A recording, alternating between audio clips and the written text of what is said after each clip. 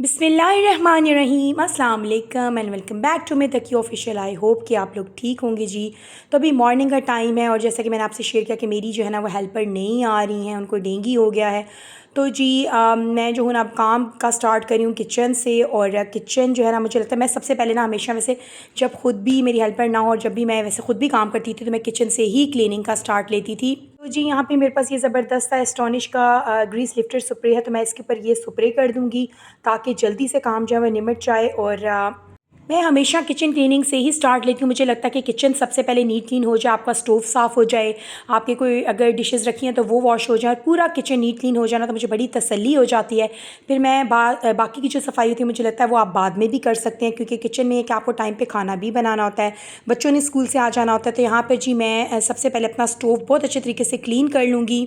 मैंने किचन के लिए भी हेल्पर रखी थी ना, तो मैं थोड़ी सी बेफिक्र हो गई थी कि जी बतूल आएंगी तो वो क्लीनिंग कर देंगी, तो समटाइम्स मैं इसको ना ऐसे छोड़ देती थी। अदरवाइज़ जब मैं खुद करती थी तो हर वक्त जी मेरा स्टोव जो है बड़ा नीट क्लीन रहता था। लेकिन ये कि जब हेल्पर होती है तो आप थोड़े से सुस्त हो ही जाते हो ना।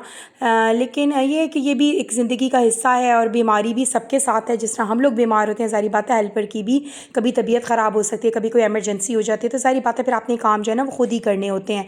तो यहाँ पर जी मैं अच्छे तरीके से स्पॉन्ज क्लॉथ को वॉश करके बहुत अच्छे से नीट क्लीन कर लूँगी अपने स्टोव को। मेरा स्टोव जो है ना मैंने बहुत दफ़ा शेयर किया काफ़ी पुराना है, लेकिन ये कि जिस हद तक ये नीट हो सकता है ना मैं इसको नीट कर लेती हूँ। तो यहाँ ये मैंने कर लिया था। और इसके बाद जी बर्तन थे मेरे इंतज़ार में पड़े हुए, क्योंकि ज़ाहिर बात है बतूल बीमार है और वो मेरे पास आती होती हैं अराउंड 12 o'clock। तो सबसे पहले वो मेरी क्लीनिंग करती होती हैं और उसके बाद वो डिश वॉशिंग करती होती हैं। लेकिन ज़ाहिर सी बात है मैंने खुद ही करना है, तो यहाँ पर जी मैं स्टार्ट कर दी थी अपनी डिश वॉशिंग। अच्छा, हमेशा ना डिश वॉशिंग करते वक्त ग्लव्स यूज़ करने चाहिए और बहुत से लोग यूज़ करते भी हैं, लेकिन मैं आपको सच्ची बात बताऊँ ना, मुझसे ना एक तो सुस्ती हो जाती है और दूसरी बात है कि मुझसे ना ग्लव्स से ना तेज़ी से काम नहीं होता। और मुझे पर्सनली ना बहुत तेज़ तेज़ काम करने की आदत है, मुझसे स्लो स्लो काम नहीं होता। तो ग्लव्स की वजह से ना आपका मुझे लगता है काम जब मेरे से काफ़ी जो है ना डिश वॉशिंग काफ़ी मुझसे ना स्लो स्लो होती है। लेकिन इस तरह करना नहीं चाहिए आपको। अपनी जो है ना हाथों का ख्याल रखना चाहिए, हाथ बड़े ख़राब और रफ़ हो जाते हैं डिश वॉशिंग से। तो ज़रूर आप ना ग्लव्स यूज़ करें। खैर मेरे पास भी रखे हुए थे लेकिन मैंने इस्तेमाल नहीं किए। तो यहाँ पे जी मैं अपने सॉस पैन्स वगैरह को अच्छे से तार से मांज लूँगी, क्योंकि जब तक इनको अच्छे तरीके से तार से मांजा ना जाए अच्छे से चमकते नहीं हैं। तो इसके बाद जी मैं बाकी के बर्तन भी धो लूँगी। और मैंने वैसे काफ़ी अर्से तक ना डिश वॉशिंग के लिए हेल्पर नहीं रखी थी। बीच में मेरे पास स्टार्ट में आती थी जब मैं अपने बेटे के साथ जाती थी डेली। तो मेरा ये था कि ज़ाहिर सी बात है वर्किंग वमेन वाली रूटीन ही हो जाती थी, मतलब आधा डे आपका बाहर निकल गया। रेस्ट ऑफ द डे में ज़ाहिर बात है आपने बच्चों को देखना होता है, कुकिंग करनी होती है, तो मुझे ना डिश वॉशिंग के लिए हेल्पर चाहिए होती थी। बीच में बहुत अरसे फिर मैं जब घर पे थी तो मैंने हेल्पर को निकाल दिया था, मैं खुद ही बर्तन धोती थी। लेकिन अभी कुछ अरसे से ना मेरे से टाइम मैनेजमेंट बहुत मुश्किल हो गई थी, बेटी की पढ़ाई भी ज़्यादा हो गई थी और कुछ हेल्थ इश्यूज़ हो गए थे, जिसकी वजह से ना मैंने 1-2 महीनों से ना अपनी डिश वॉशिंग के लिए हेल्पर रखी हुई थी। लेकिन आप यकीन जानें कि वो यही होता है ना कि जब आप ख़ुद डिश वॉशिंग करते हैं ना तो जो तसल्ली आपको इसमें होती है वो नहीं होती। लेकिन ये नहीं है कि हेल्पर भी एक सारी बात आपके लिए एक हेल्पफुल हो जाती है एक चीज़। तो खैर ये है कि ये तो करनी पड़ती है। फिर ये है कि आप उसके इंतज़ार में ज़रिए बता आप किसी को पे करते हैं तो सारे बर्तन आप जमा करके रखते हैं। अगर आप किसी को हैंडसम पे कर रहे हैं उस चीज़ के लिए तो सारे बर्तन आपने जमा करके उसी के लिए रखने हैं। ऑब्वियसली आप इसीलिए इसको पे कर रहे होते हैं ना कि वो आपकी डिश वॉशिंग करके जाए। अदरवाइज़ ये कि जब मैं खुद करती थी तो मेरी कोशिश होती कि इतने बर्तन जमा ना हो। खैर जी डिश वॉशिंग से फ्री होकर तो अब ये था, मैंने पहले किचन में ब्रश लगा दिया था, सारा कूड़ा वगैरह मैंने उठा दिया था।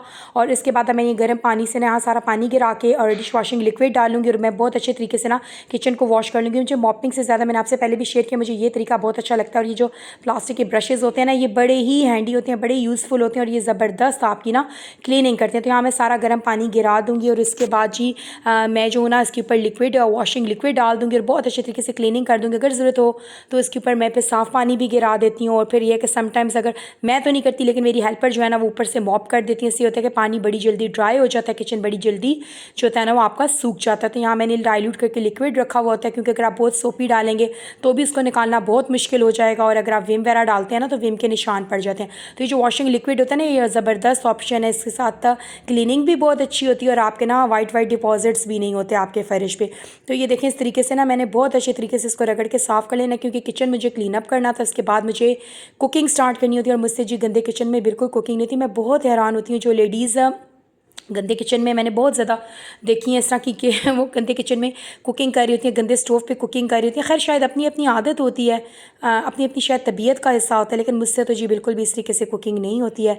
और इवन जब मेरी हेल्पर भी होती है किचन में तो मेरे को कहती हैं प्लीज़ आप किचन और स्टोव मेरा क्लीन अप करेंगी तो ही मैं काम करूँगी। तो यहाँ जी काम के दौरान देखिए मेरा बेटा आके देख रहा है। अच्छा पता नहीं ये जब आपके काम का टाइम होता है उसी टाइम में आपके बच्चों को कुछ ना कुछ चाहिए होता है और उसी टाइम उनकी कोई डिमांड हो रही होती है। तो यहाँ पे खैर वो किचन में आना चाह रहा था, लेकिन मैं उसको कह रही थी कि प्लीज़ अभी मत आओ आपके मुझे, क्योंकि मुझे बहुत उलझन होती है जब मेरी हेल्पर भी जो मॉपिंग कर रही होती है, क्लीनिंग या वॉशिंग का कोई भी काम कर रही होती है ना, तो मैं अपने बच्चों के ऊपर ना बहुत स्ट्रिक्टनेस करती हूँ कि प्लीज़ आप लोगों ने पैर नहीं मारनी। मैं अपने हस्बैंड को भी चलने फिरने नहीं देती, क्योंकि मुझे लगता है कि काम करने वाला बहुत मेहनत के साथ क्लीनिंग कर रहा था, आप ऊपर पाँव लगा देंगे, पाँव के निशान जम जाएंगे, तो सारा मेहनत जो है ना उसकी बराबर हो जाती है। तो ये देखिए मेरा बेटा बाहर बनाने की कोशिश करता, लेकिन मैं उसको मना करती कि प्लीज़ तकी थोड़ा सा वेट कर लो, मम्मी को ये ड्राई करने दो, इसके बाद आप आना।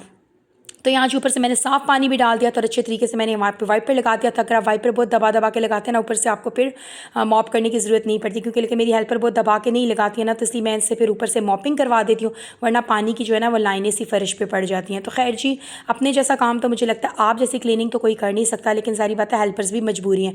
तो यहाँ ये देखें जी सारा मेरा किचन जो है वो नीट क्लीन हो चुका हुआ है बहुत अच्छे तरीके से। देखें पानी भी काफ़ी हद तक ड्राई हो गया, मैंने फ़ैन खोल दिया हुआ था ताकि ना सारा क्लीन अप हो जाए। तो ये देखें जी मेरे बर्तन जो है मैंने सारे धो के रख दिए हैं, सिंक में संभाल दिए हैं। कुछ जो ड्राई होने वाले थे उनको मैंने अभी उल्टा करके रखा हुआ है, बाकी मैंने सारे संभाल दिए हैं। और यहाँ जी मेरे चने बॉयल हो रहे हैं, साथ में जी हो रहे हैं जी आलू बॉयल हो रहे हैं, बनेगी चना चाट।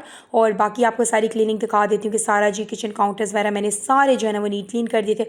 और अब ये इस कंडीशन में मुझे अपना किचन चाहिए था कुकिंग के लिए, अदरवाइज़ मैं यहाँ पर कुकिंग बिल्कुल भी नहीं कर सकती। तो खैर जी अब आपसे मैं शेयर करती हूँ अपनी एक किचन की न्यू आइटम जी। तो मैं आपके साथ अनबॉक्सिंग कर रही हूँ। मैं जो ना बहुत अरसे से लेना चाहती थी एक अच्छा सा blender, actually modern classic type मैं लेना चाह रही थी, न्यूट्री बिलेट टाइप मेरे पास था काफ़ी साल पहले, लेकिन वो ख़राब हो गया। तो अब जो थी ना इसका एक चांस बना कि मेरे हस्बैंड जब गए थे चाइना तो वो ला नहीं सके थे, लेकिन अब उनके एक फ्रेंड गए मीटिंग के लिए, तो मैंने उनसे रिक्वेस्ट की कि काइंडली मुझे ये मंगवा दीजिए। तो मैं आपसे शेयर करती हूँ और आपके सामने करती हूँ इसकी अनबॉक्सिंग। इसकी ओरिजिनल पैकिंग नहीं है, जाहिर सी बात है कि वो लेकर आए थे तो उन्होंने इसका पैकिंग मटीरियल वगैरह हटा दिया वेट की वजह से। तो अभी जी हम आपके सामने मैं करती हूँ जी इसकी अनपैकिंग। और ये देखिए जी अभी तक मैंने ख़ुद भी इसको नहीं देखा, और यहाँ पर मैं आपको दिखाती हूँ कौन कौन सी चीज़ें इंक्लूडेड हैं। तो जी ये हो गया इसका एक, ये इसकी जी सारे पार्ट्स हैं। इसका है ब्रांड जो पहले मर्लिन क्लासिक के नाम से आता था, लेकिन सारी बात है कि टाइम के साथ ना चीज़ें और नए उनके मॉडल्स आ जाते हैं, न्यू कंपनीज़ आ जाती हैं। तो ये फ्यूलिंग के नाम से कुछ है और चाइना का कोई ब्रांड है और अच्छा लग रहा है, लेकिन अब ये तो यूज़ के बाद ही पता चलेगा ना। तो ये इस तरह करके इसके ऊपर ये है, इसके साथ एक इन्होंने जो दिया हुआ है ये इसके साथ छोटे इन्होंने दिए हुए हैं जी मिक्सिंग के लिए। एक इन्होंने दिया हुआ है इसका पार्ट, अगर आप शेक्स वगैरह बनाते हैं, मिल्क शेक्स वगैरह आप बना के इनको रख सकते हैं। एक छोटा पार्ट है, कुछ छोटी चीज़ें बनानी, कुछ चटनी वगैरह अगर जैसे आप लोगों ने करनी है इसमें ग्राइंड वो हो सकता है। इसकी है इसका ये ढक्कन एक ही है जो सारे पार्ट्स पे लग जाएगा। कुछ शेक्स वगैरह आपने अगर बनाने हैं, बना के आपने स्मूदीज़ बना के फ्रिज में रखनी है तो आप इसको इस तरीके से कवर करके रख सकते हैं, तो ये बड़ा ही अच्छा रह जाता है।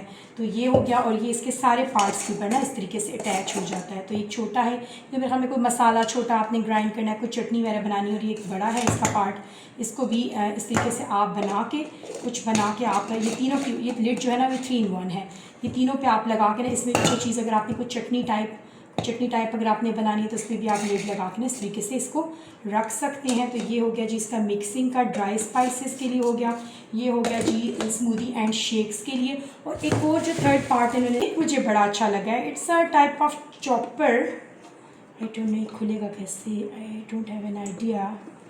ये देखिए जी, और ये ना इसका चॉपर टाइप है, ये साइज़ बहुत छोटा है, लेकिन कभी होता है ना आपने कोई छोटी क्वांटिटी में चीज़ बनानी है, या आपने कोई अनियंस चॉप करने हैं, इंस्टेंट टमाटोस करने हैं, कोई वेजिटेबल्स कटिंग करनी है, मीट भी आई होप इसके अंदर हो जाता होगा, तो आप ये कि 2 दफ़ा 3 दफ़ा पोर्शंस में डाल के भी इसको कर सकते हैं। तो ये मुझे ना इसका ये पार्ट भी बहुत अच्छा लगा। तो जी ये है जी ये कंपनी, और ख़ैर मैं बड़ी एक्साइटेड थी इसके लिए, मैं बहुत अरसे से लेना चाहती कि अच्छा ब्लेंडर जो 2 in 1 3 in 1 हो, और खैर मुझे मिल गया है, और इसको फिर इंशाल्लाह मैं आपके सामने यूज़ करूँगी, आप इसे मेरे किचन में यूज़ करते हुए देखेंगे। तो ये थी जी मेरी आज की किचन क्लीनिंग रूटीन, जो मेरे ख्याल में हर पाकिस्तानी मॉम की तकरीबन सेम ही होती है। अगर वीडियो अच्छी लगे तो मेरे चैनल को लाइक कीजिएगा, सब्सक्राइब कीजिएगा, मुझे इंस्टा, फेसबुक और टिकटॉक पे लाजमी फॉलो कीजिएगा जी, जिसका लिंक जो है वो डिस्क्रिप्शन बॉक्स में है। और आजकल डेंगू बहुत फैला हुआ है, प्लीज़ अपने और अपने प्यारों की हिफाजत करें। मिलती हूँ जी नेक्स्ट वीडियो में, तब तक के लिए अल्लाह हाफिज़।